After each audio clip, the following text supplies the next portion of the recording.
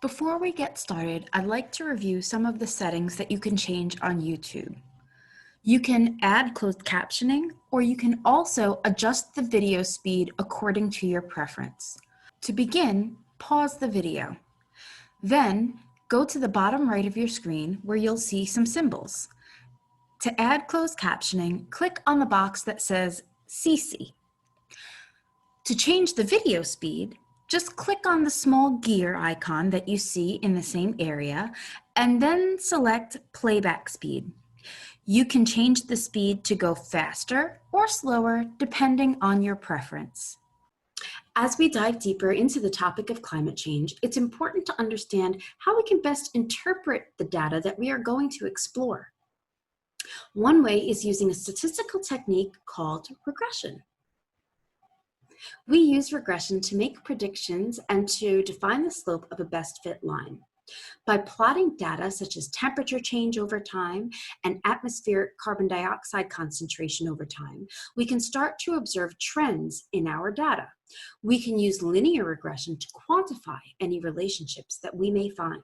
Later, we will use R-squared to help us explore the relationship between temperature and atmospheric carbon dioxide concentrations and to understand how well the data fits the line or how good of a model our equation is. R-squared indicates the spread or variation in data around a best fit line. So how do we know what global temperature is or how it's changed over time? In 2010, a study was done that compiled different data sets from weather stations all over the world. They used a model to smooth data for land and used buckets and satellite measurements calibrated with ship measurements for the ocean. Let's start off by looking at these maps showing the decadal surface temperature anomalies relative to the 1951 to 1980 base period. As each decade passed, we can see that the temperatures are continuing to change on average. Maps are a great way to visualize data and can help us observe these changes, but we also want to be able to quantify those changes, and a great way to do that is by looking at a graph of the data. The graphs here show the global mean surface temperature anomalies relative to that 1951 to 1980 base period. Based on these maps, are the temperatures increasing or decreasing? Take a moment, pause the video, and answer the first question in this activity. Hopefully, you were able to take a look at the maps and notice that when the colors are yellow to orange to red, that is when we start to see increases in the overall temperature. And looking at these maps, let's start by comparing 1970s to 1980s. We can see that areas that previously were orange are now red. Areas that were previously yellow are now red. And overall, throughout this entire map, we can see that generally there is a transition from yellower colors to more orange and red. The same thing happens when we compare the 1980s to 1990s. We start to see more and more prevalence of these bigger differences in the temperature anomaly going in the warmer direction. Right? And we can see that these patches of warmer areas on Earth are starting to grow bigger and bigger, particularly when we get to the poles. Let's take a look at those maps and graphs again. Which visualization of the data, the maps or the graphs, do a better job of showing how much temperatures are increasing or decreasing? Take a moment to pause the video and answer the next question in this activity. Great. You should have a general idea of what's happening to temperatures over time and what kind of visualization of the data does a better job of quantifying that data for us. Next, we're going to take a look at a really neat visualization from NASA. Watching this time-lapse video of how temperatures are changing really allows us to see what has been happening. It shows how the planet's temperatures have been changing over time compared to that baseline average from 1951 to 1980. The record is shown as a running 5-year average. Later on, we will discuss why temperatures have been changing and what kind of factors are playing a major role in these global temperature changes. Let's go back and take a look at some of the graphs from Hansen's 2010 study. Looking at this global temperature data, is it changing over time? Is the Earth warming? If so, at what rate? How do we determine if something is changing? The easiest way is to look at an average trend over time. We can add a trend line to the data we see. By applying a mathematical relationship, we can look at trends over time. Sometimes a really good way to help us understand mathematical and statistical concepts is to use a relatively simple to understand example. In this scenario, we are going to discuss Rita. This is Rita. Rita owns Rita's ice cream shop. She's been tracking temperature, humidity, and rainfall to see if any of those variables might be related to her ice cream sales. I want you to take a moment and think about what kind of relationship there might be between ice cream sales and temperature. What about ice cream sales and humidity, or ice cream sales and rainfall? Pause the video and answer the next question. When you're done, come on back.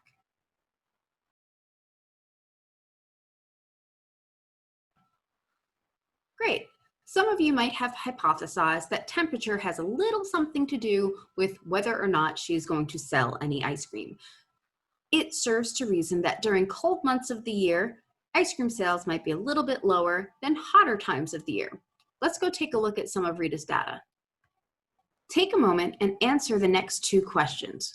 What's being plotted here and what the independent and dependent variables are.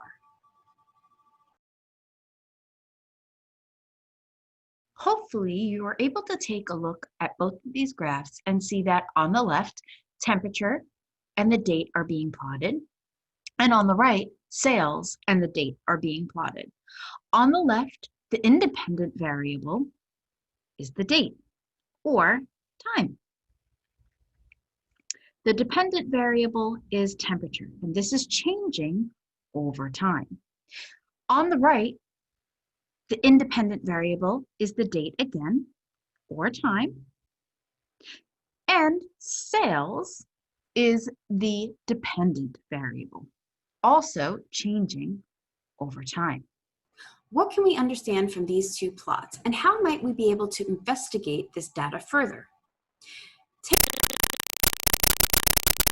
For example, what is the range of data being plotted? What is being plotted on these two graphs? What's on the y-axis and what is on the x-axis? The major trends, any inflection points or points of transition where the slope goes from positive to negative, any outliers, points on the graph that really don't seem to fall into the general trend of the data that we see.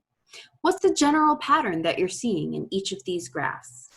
Pause the video and answer the next question.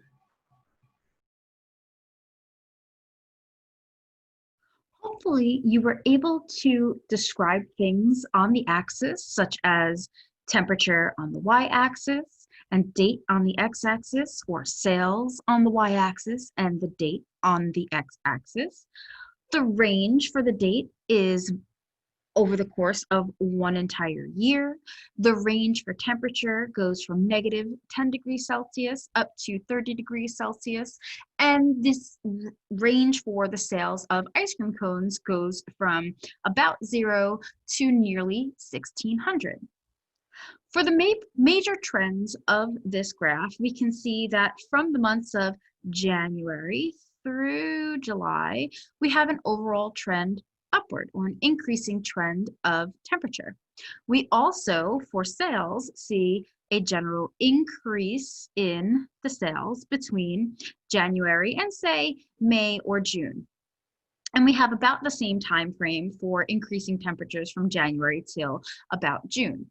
Then our data starts to level off a little bit between the months of July and September. And we also have a general leveling off of the average number of sales between June and September. And again, this is just an estimation. When you are taking a look at a graph, before we start to do things like assign a trend line and calculate the R squared, things that we'll get to in just a little bit, we can just describe generally or make qualifying statements about our data. And that's what we're doing here. Now, during the final months of the year between September and December, we see that the temperature generally decreases, and we see the same general movement in terms of ice cream sales, in terms of going down throughout that period of time. Inflection points are those points on the graph where we start to see a change in direction. So we see that happening, right? During the transition from spring to summer, from summer back to fall, right? We have that kind of leveling off of the overall temperature, that leveling off of the overall sales. We have then later in the year a decrease, right? Or a change in direction of the general flow of where these points are falling on a graph. Examples of outliers would be points on the graph that don't quite fit in to what we're generally seeing. So these are some examples of outliers on the graph. Here's another example of an exceptionally high temperature early in the year. We also do see a general pattern in the data.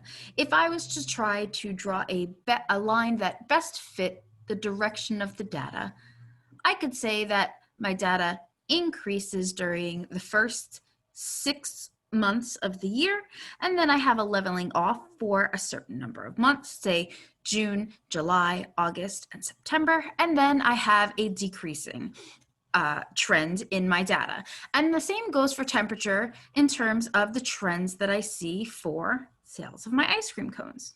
Right? So I have a really similar pattern in both sets of data when I'm graphing that change over time. Now that you've thought about the general pattern in both of these sets of data, what kind of relationship do you see between temperature and sales? How can we quantify this in a single illustration? The answer is regression. Here's another way for us to look at the data so we can see how sales and temperature might be related. It looks like they are, but how can we describe that in a quantitative way? Two curvy graphs produce this straight pattern. So we say that those two sets of data varied together. They had a common x-axis, months of the year, and followed a similar trend. It's important to keep in mind that not all relationships can be described using linear regression. We can easily see a line forming for this data set, but not necessarily for the last data set.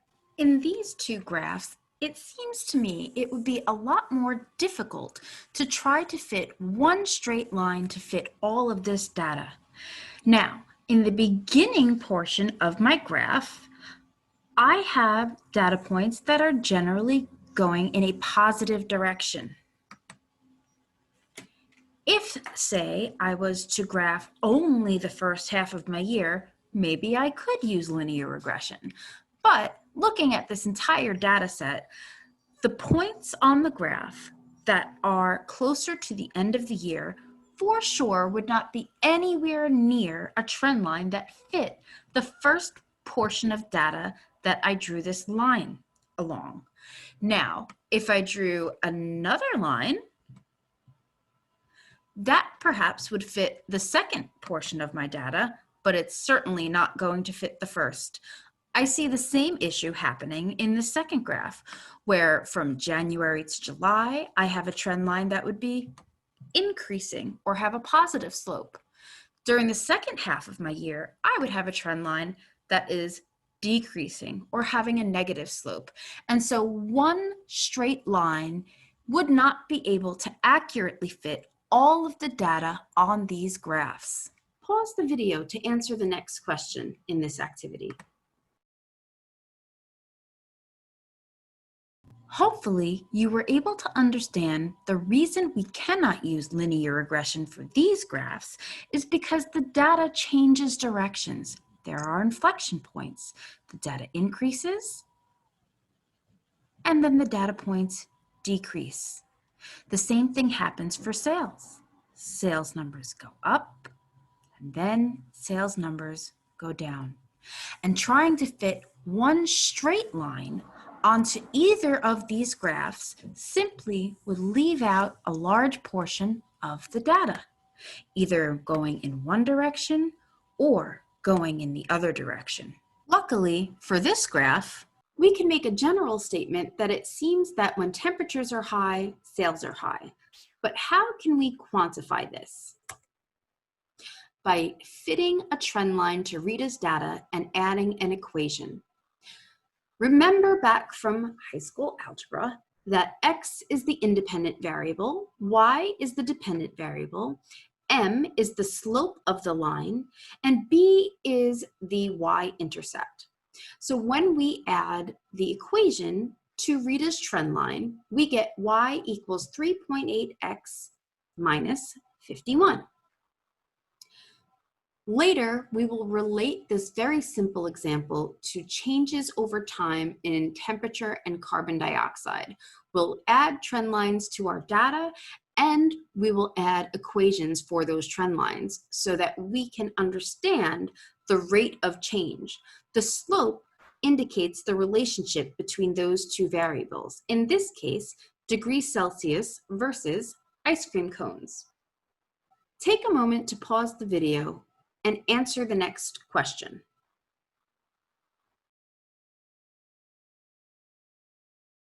Understanding how an equation works will help us to answer that question. Y is my value on the y-axis, or the number of sales. X is my value on the x-axis, or my temperature in degrees Celsius. B, or 51, is my y-intercept. 3.8 is the slope of my line. Now, slope is also what we call a rate of change.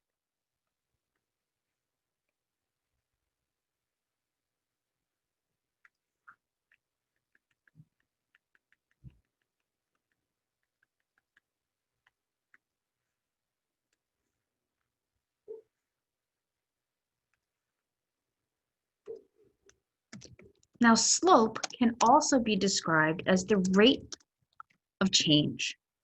So if the question is, for every 1 degree temperature increase on the x-axis, how many more sales of ice cream cones does Rita have? We can use the equation to figure this out. Now, if x is 1, this is our change in temperature. The rate is the slope, and that means Rita is going to sell 3.8 more ice cream cones every time the temperature changes. Now, if you're like me, you like evidence, and the best way for us to really prove this is to just work it out with some numbers. So let's take a look. Now let's remember that our equation for the line was y equals 3.8x minus 51. So let's do a quick example where I show a 1 degree temperature change. We'll start at a temperature of 30 degrees Celsius, and we'll end with a temperature of 31 degrees Celsius. And remember, what we want to figure out is how many more ice cream cones Rita is going to sell. So let's just plug in the numbers. Y equals 3.8 times 30 minus 51. That's our Y1, Y2, or the second equation that we're figuring out, is 3.8 times 31 minus 51.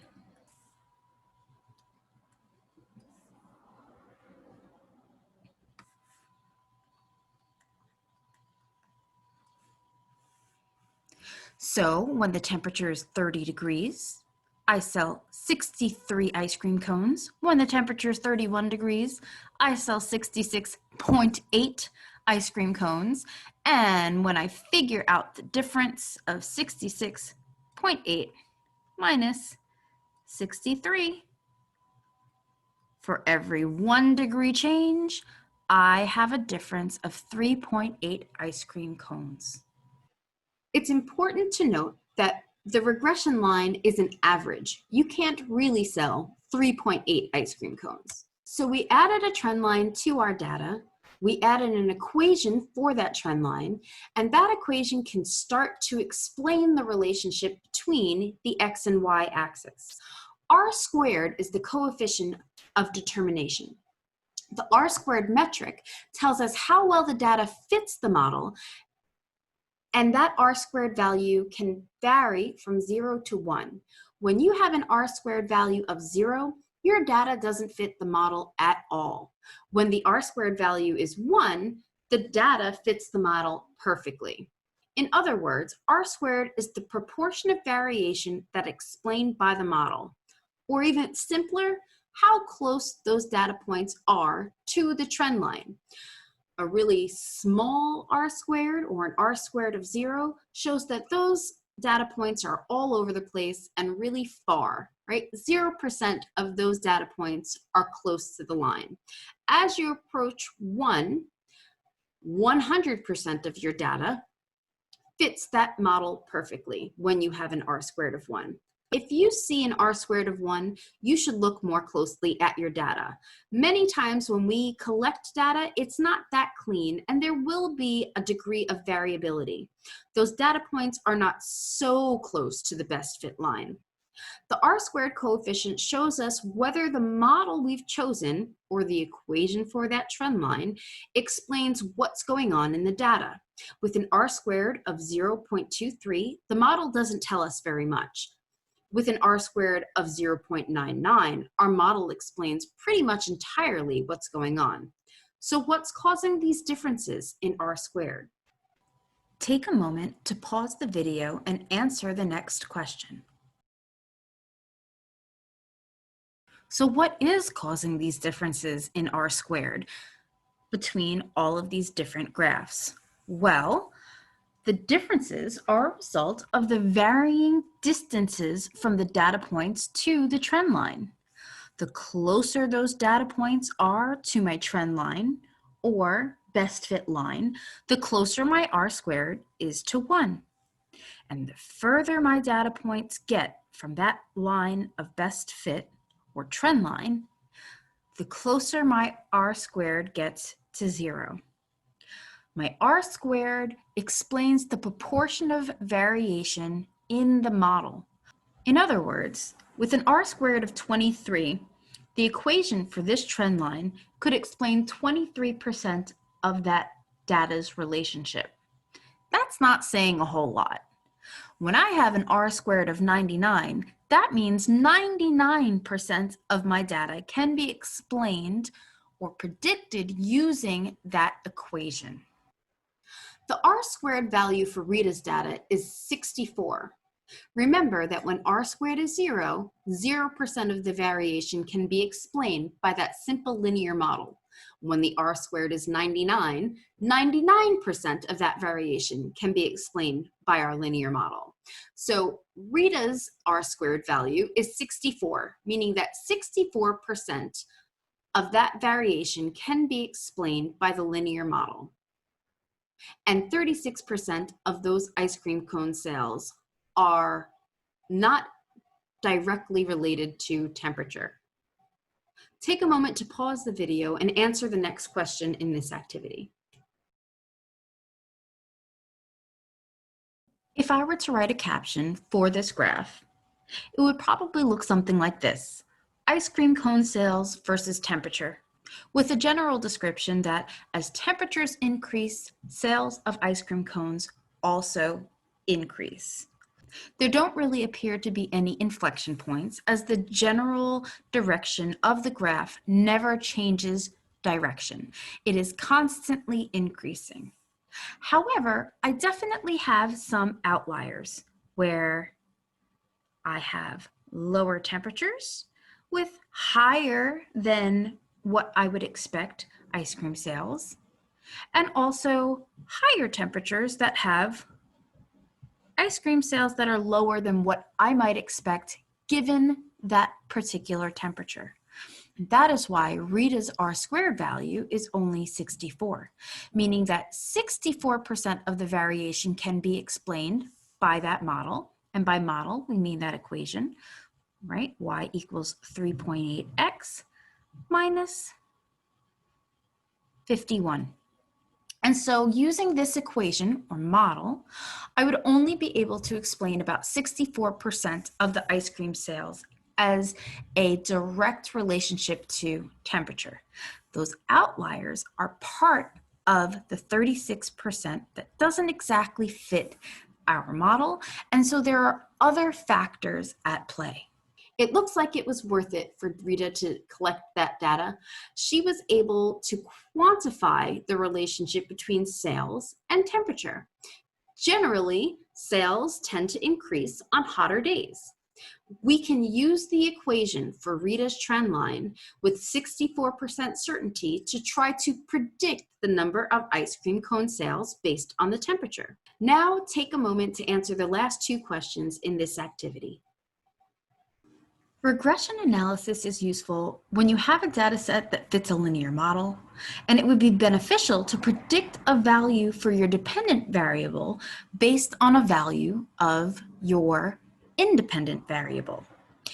In Rita's case, it's useful for her to be able to have a general idea of how many ice cream cones she's going to sell given a certain temperature during the year.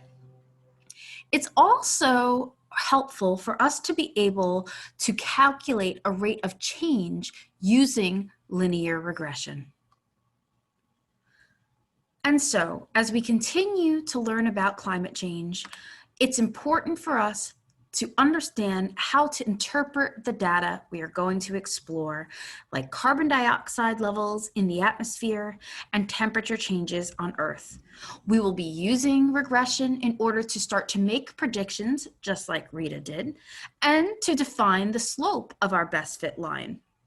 Using R squared values helps us to explore that relationship between temperature and atmospheric carbon dioxide concentrations and to understand how well the data fits that best fit line, or how good of an equation our model actually has. R squared values help to indicate the spread or variation of the data around a best fit line. And we use linear regression to quantify relationships that we might have.